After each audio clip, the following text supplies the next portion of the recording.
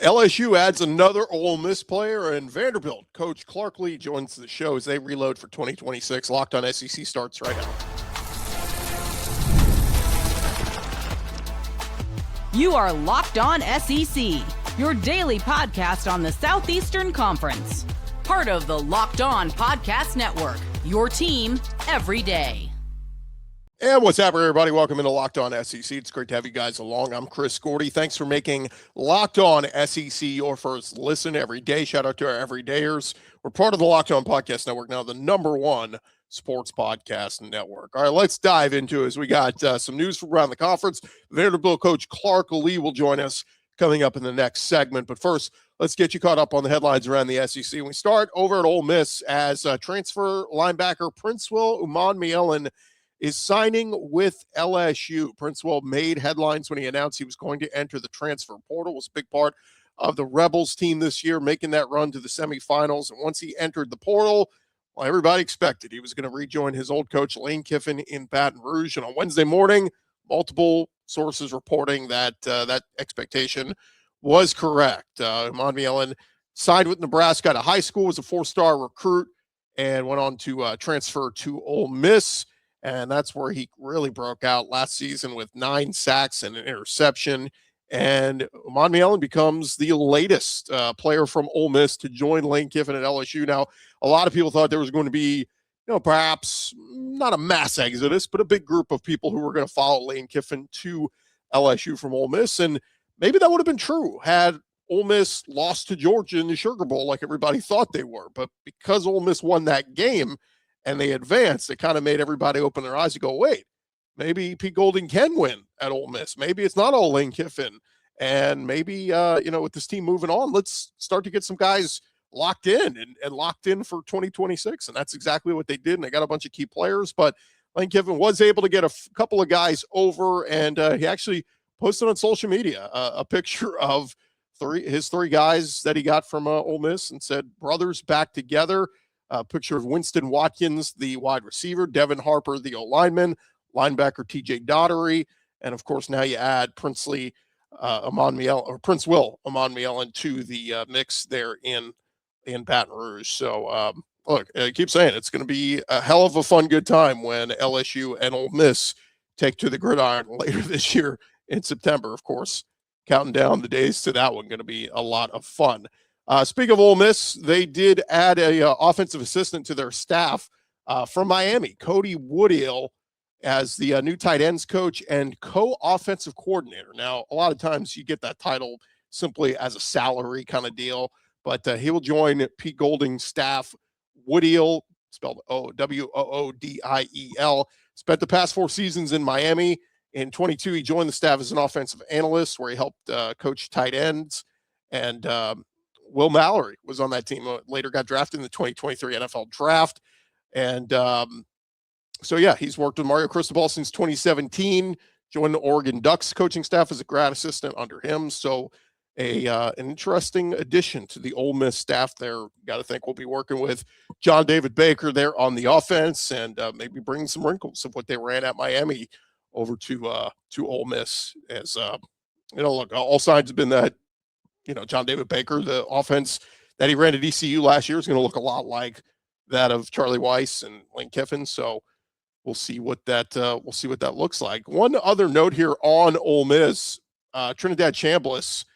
There is this was a report yesterday. Chase Parham, who covers Ole Miss, said the Trinidad Chambliss NCAA Appeals Committee had a hearing yesterday, and he said the Ole Miss quarterback could hear his NCAA waiver answer very soon. Court case remains in the legal system should the NCAA not grant the extra year. So there are a lot of pieces that say we could be getting a ruling very soon on Trinidad Chambliss, and like everybody kind of expects that he's going to get an extra year from Ole Miss or to play quarterback at Ole Miss. A piece up at CBS Sports yesterday saying there was a lot of optimism around the Ole Miss program that Trinidad Chambliss will eventually be granted that injunction by a court in Mississippi that will allow him to play this upcoming season. The suit came a week after the NCAA denied his bid for a 6 year of eligibility via medical waiver. And Chambliss' suit argues that he only played 3 countable seasons of college football. It should be allowed to play a 4th based on NCAA rules. The NCAA said in a statement January 9th that Chambliss did not provide adequate medical evidence, but the notable wrinkle in this lawsuit is it's being heard in the court of Lafayette County, Mississippi, which is just a mile away from Ole Miss's campus, and the judge overseeing it, Robert Whitwell, an Ole Miss law school grad. So filing in Mississippi, it was a purposeful move on Chambliss's representation.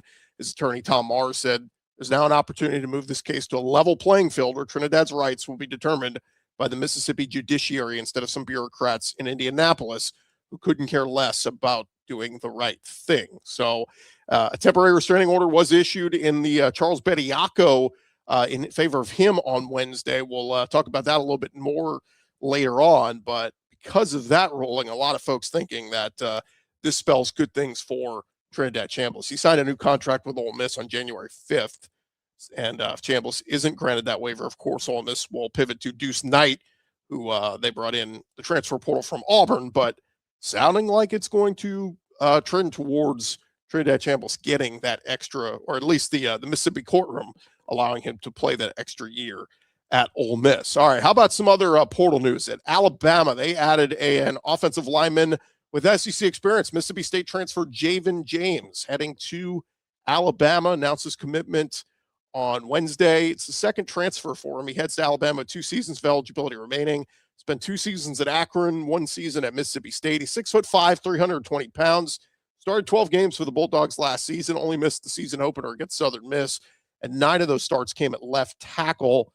According to his bio, James allowed just 3 sacks and committed 6 penalties over career high 856 snaps this season. I did see a couple of Bama folks saying, what are we doing here? Mississippi State gave up a ton of sacks last year. Well, Jayvin James wasn't primarily responsible for those. So we'll see. Again, it doesn't hurt to add more bodies to your room and add some depth.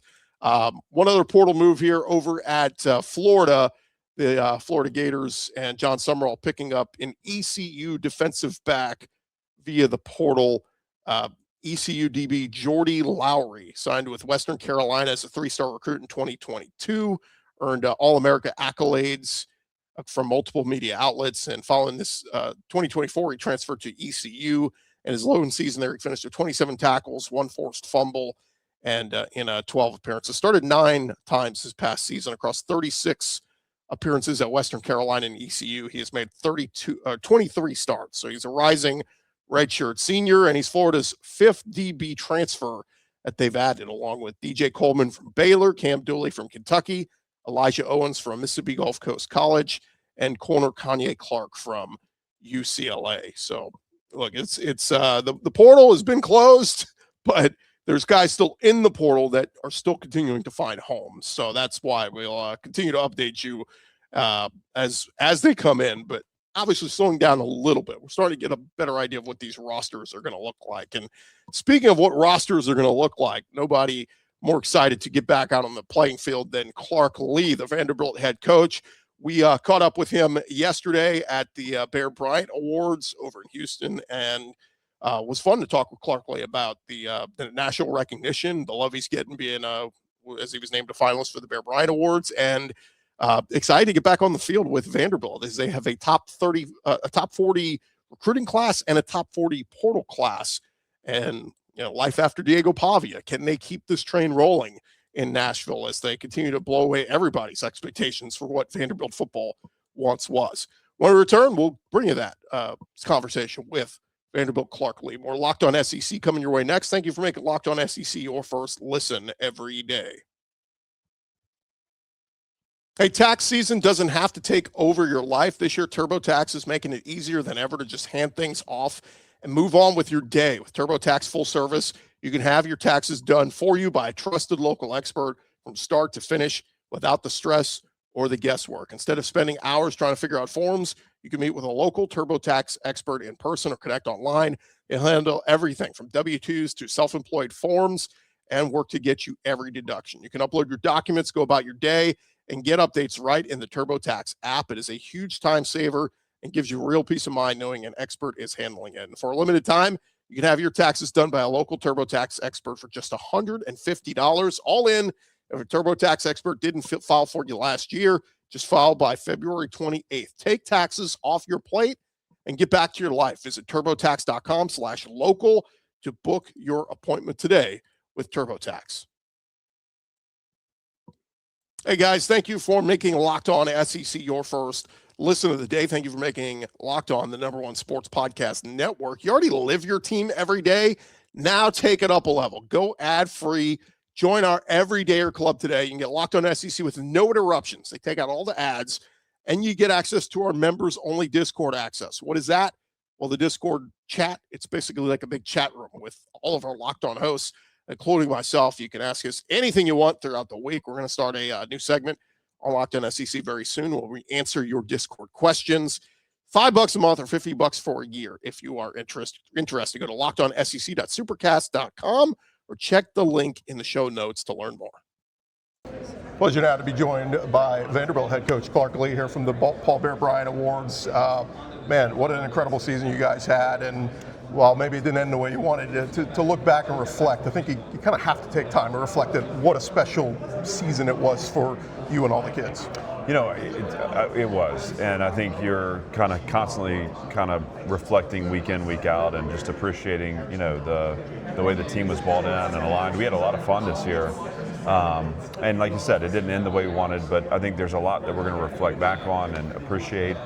The way the calendar is right now, I haven't had that chance yet. Yeah. You know, it's just nonstop, but certainly a lot for us to build on, and that's become the focus as we've welcomed our new team onto campus. Top 40 in recruiting, top 40 in transfer portal. I got to think the success you have, I mean, does that make it a little bit easier with these conversations with kids that, hey, we're building something here? We have proof of concept now.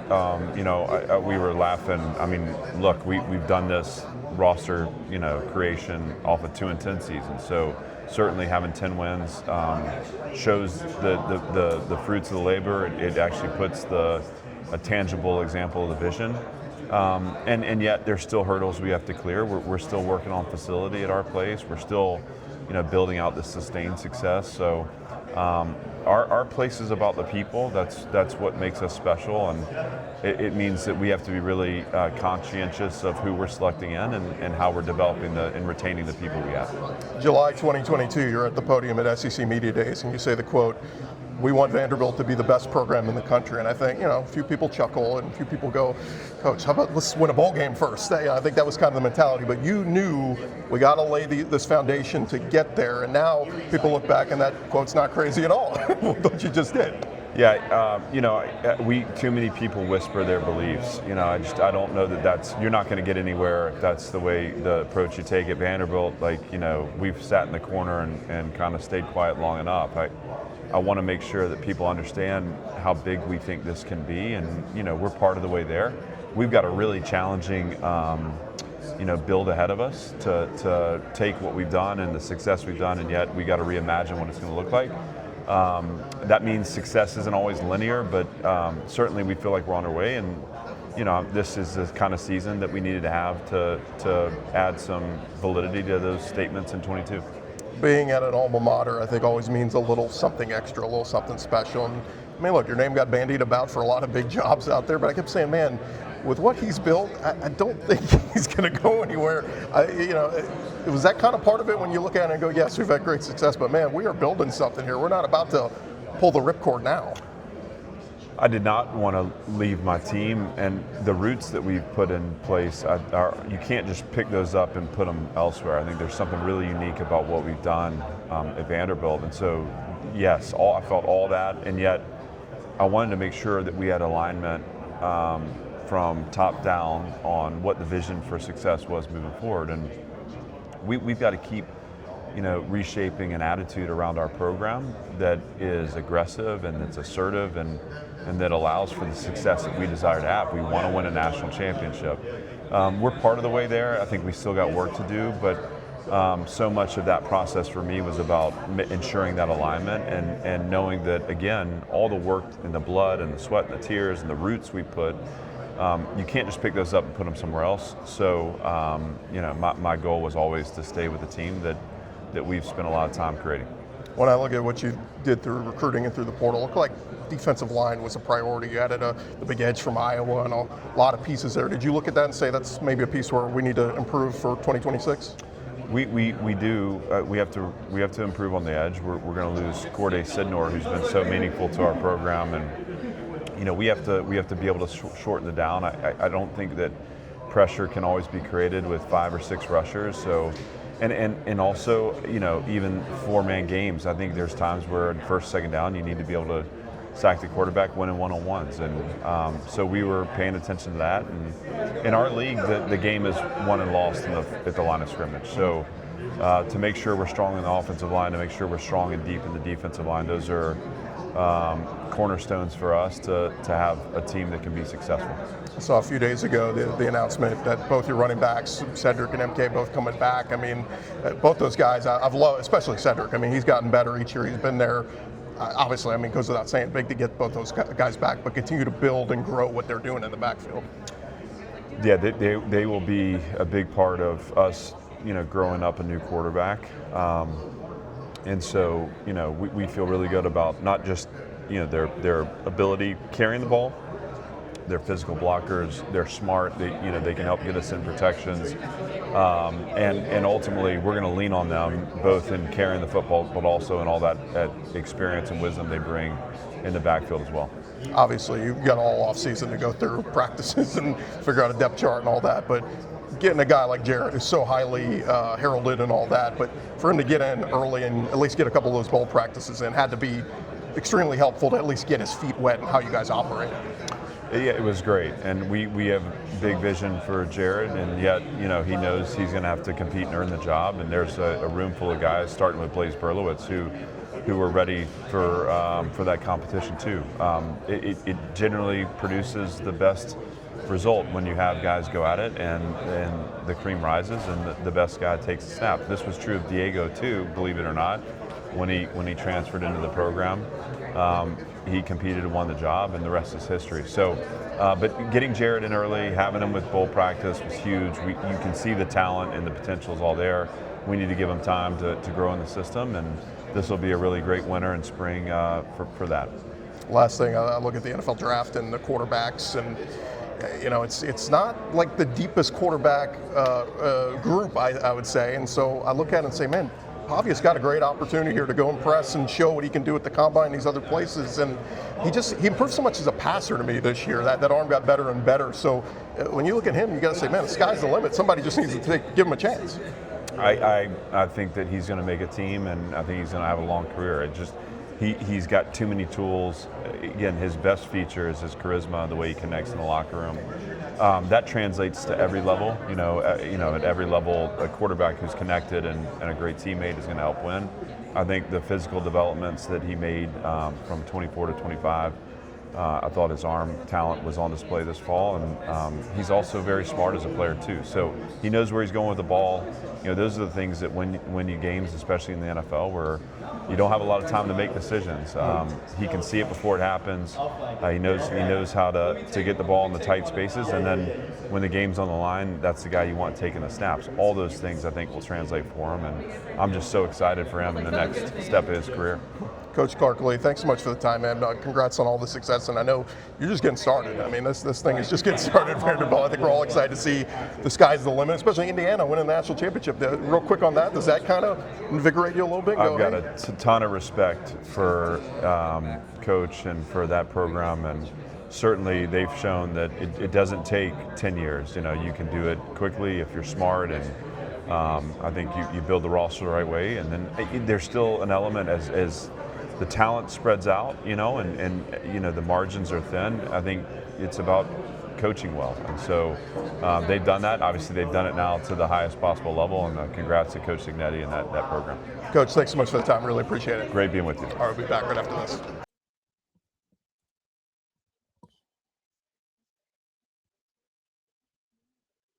All right, thanks again to Clark Lea for joining us, and certainly thank you to the folks at the Bear Bryant Awards. Always a tremendous event with all the big names in college coaching there every single year. Hey, before we get out of here, we've got to talk about the big story that made the rounds yesterday, and that is Former Alabama big man Charles Bediako suing the NCAA in a bid to rejoin the Crimson Tide after 2 seasons in the G League. Now, if this doesn't ring a bell or you haven't followed the story, Alabama center Charles Bediako spent a pair of standout seasons with the Tide, helped the program reach the Sweet 16 in 2023. He declared for the draft in 2023, the NBA draft. He went undrafted.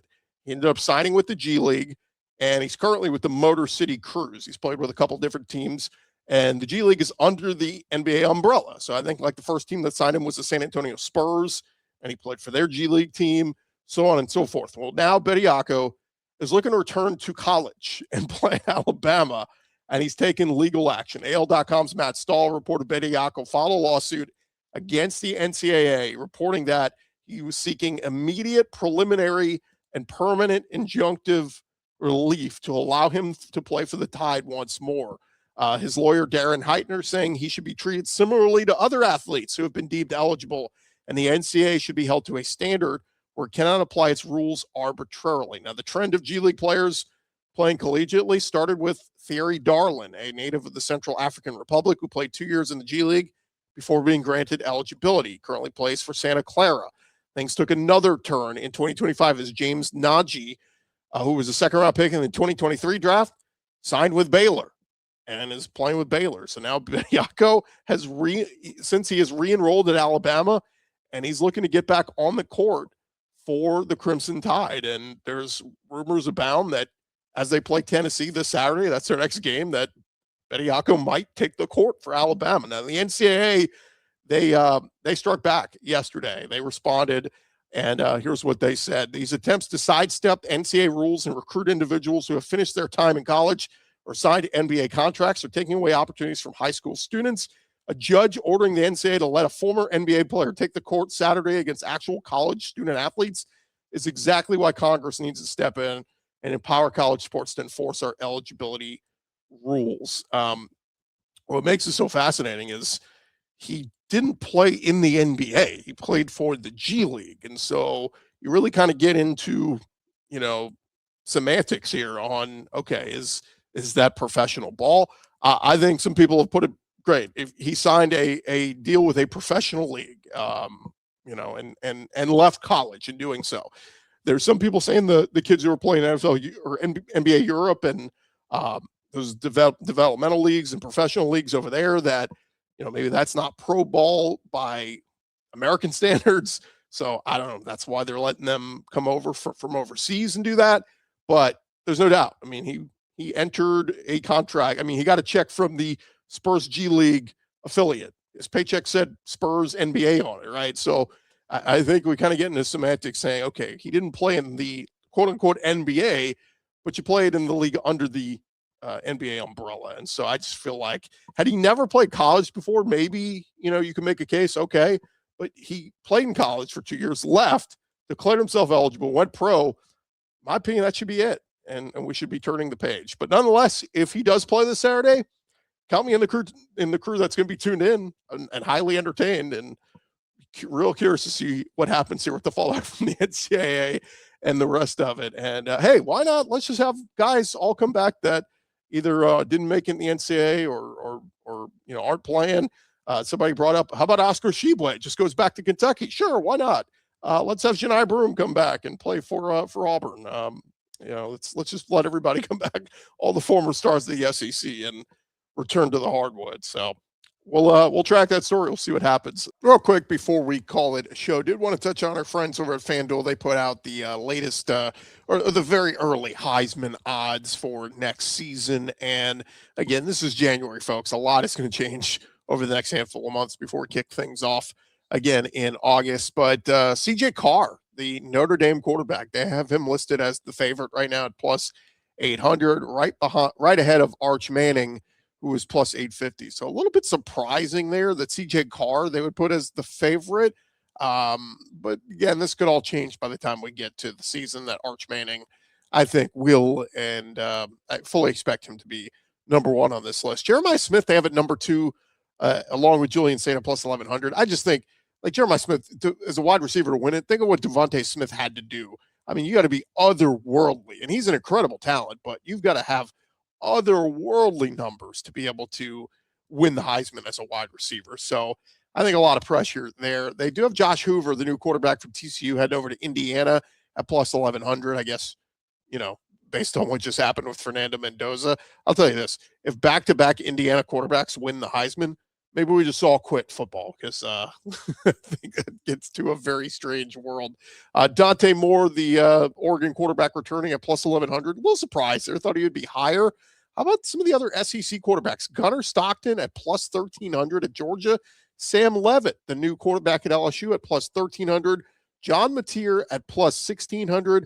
Marcel Reed, a little bit of a longer shot at plus 2,000. I think of the numbers he put up this year. Lenore Sellers at plus 3,000. I keep saying I think he's going to be awesome in that Kendall Browell's offense, put up a lot of numbers. Byron Brown at Auburn, they have a plus 3,500.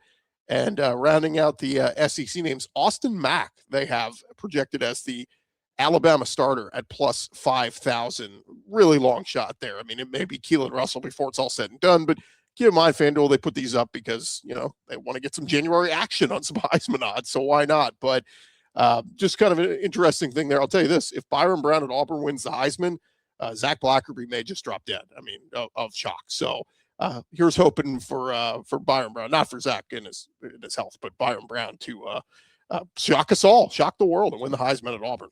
And thank you guys for tuning in to Locked On SEC. Make sure you subscribe and follow so you get all of our latest episodes. And like we always tell you, if you've never missed an episode of our show, the Everydayer Club is built just for you. Do us a favor. Go sign up. I'm telling you, you won't regret it. You'll get a version of Locked On SEC ad-free, so it'll skip all the ads for you. And then you get a members-only Discord access where you get to chat with me and our other SEC hosts. Ask any questions you have about SEC football or anything else.